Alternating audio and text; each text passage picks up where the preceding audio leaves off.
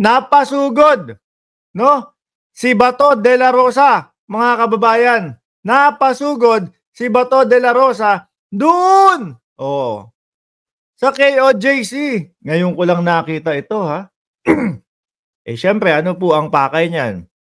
Siguro gusto niyang paalisin yung mga pulis. O, di ho ba? Sabay babanat na naman sa hearing niya yan ng ibabanat niya sa hearing niyan. Excessive force na naman ang ginamit ng kapulisan doon sa Kojik compound. Oh. Anyway, mga kababayan, huwag niyo pong kalimutan na mag-subscribe, mag-like, and mag-share ng ating live stream ngayon po, mga bossing, okay? Oh, umpisahan na ho natin, mga kababayan. Napasugod ng Davao, o siguro day off na ni Bato de la Rosa at nandun na siya sa Davao. Pero napasugod do kay General Torre. Tatry siguro niyang pigilan, no? Paalisin yung mga kapulisan. Eh, hindi ho yata nagtagumpay kasi hanggang ngayon ho, mga kababayan, nandiyan pa din po eh. Nakabantay pa din po eh, yung mga kapulisan ho. Oh. Bato, pasok, ano pakay mo dyan? Meron bang ginawa, sir? Hindi pa ako mag-imbestiga. Mag-imbestiga pa ako dyan. Patawag ko pa sa Senado kasi mahirap din kung basihan ko lang yung anong narinig ko dito, anong narinig ko doon. Baka mamaya, sabi daw, 5 ang namatay. Ngayon pala, isa lang. Pero ilan ng mandakuyapan daw na, 4, 5.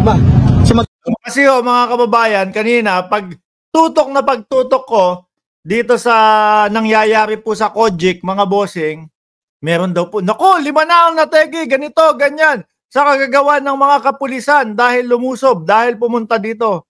Mga bossing, kasalanan po ba ng mga kapulisan na mag-serve sila ng warrant of arrest sa isang pugante na nagtataguho sa batas?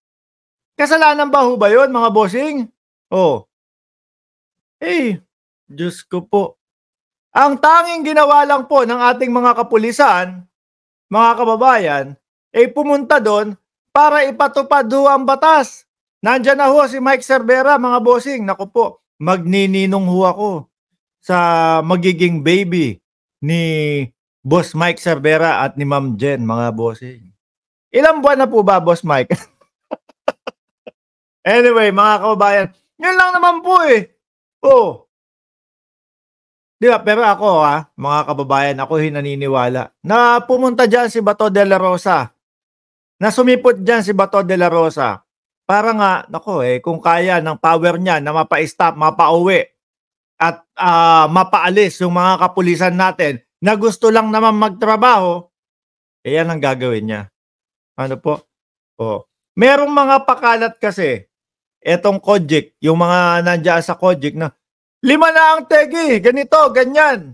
Oh. Wala naman palang ganun.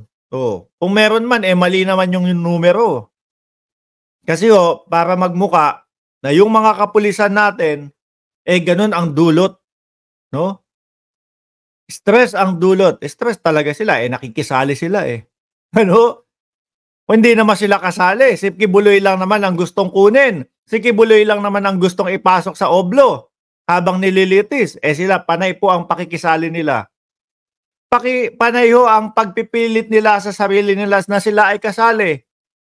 Oh, sa madaling salita ho, pal, mga kababayan.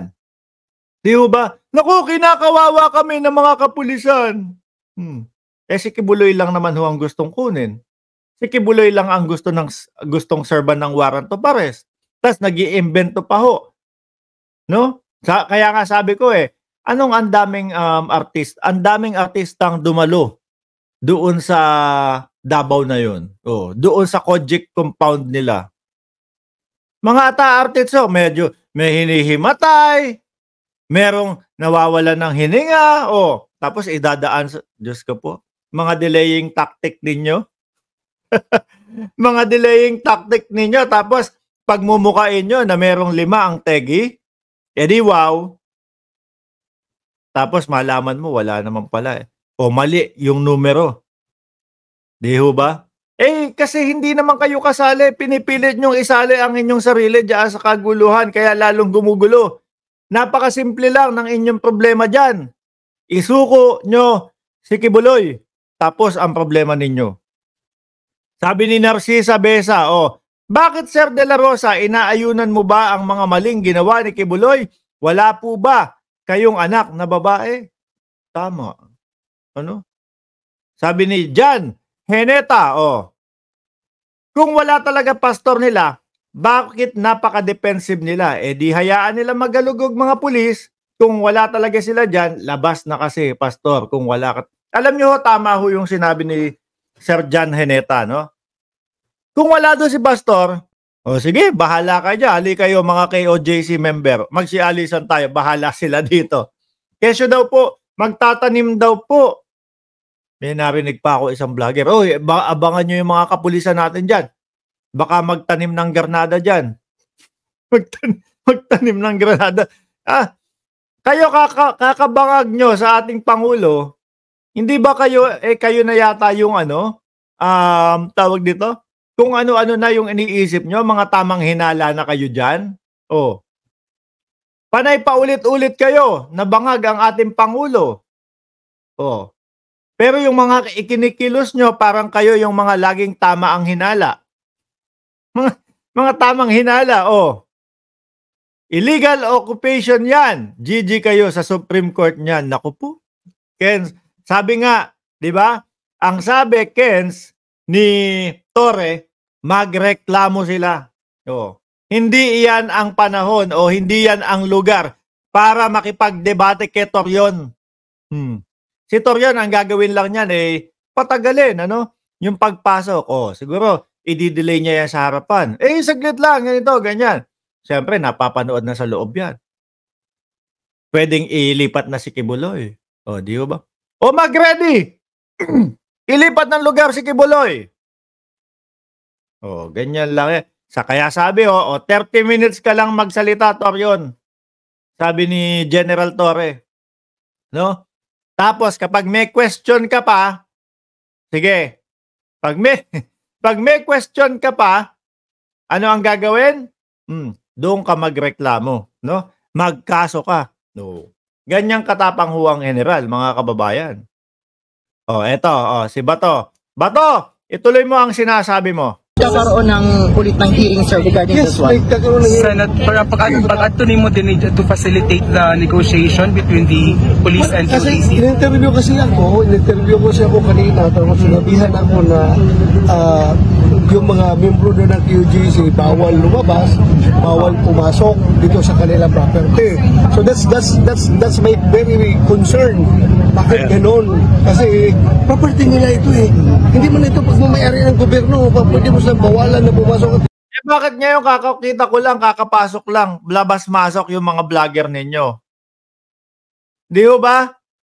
Tingnan nyo yung mga live nila ngayon, mga kababayan. Labas-masok po sa loob yung mga vlogger. Ano sinasabi ni Bato de la Rosa na hindi daw pwedeng pumasok? Pwedeng pumasok, no? Sa isang kondisyon, ituro kung nasa ang lugar si Kibuloy. Di ba? Siyempre gustong mahuli na gustong makuha na si Kibuloy Ganun kasimple lang yun. Pero yung sinasabi ni Bato de la Rosa na nasagap niya na bawal pumasok, bawal lumabas, kakakita ko lang labas-masok yung mga vloggers nila.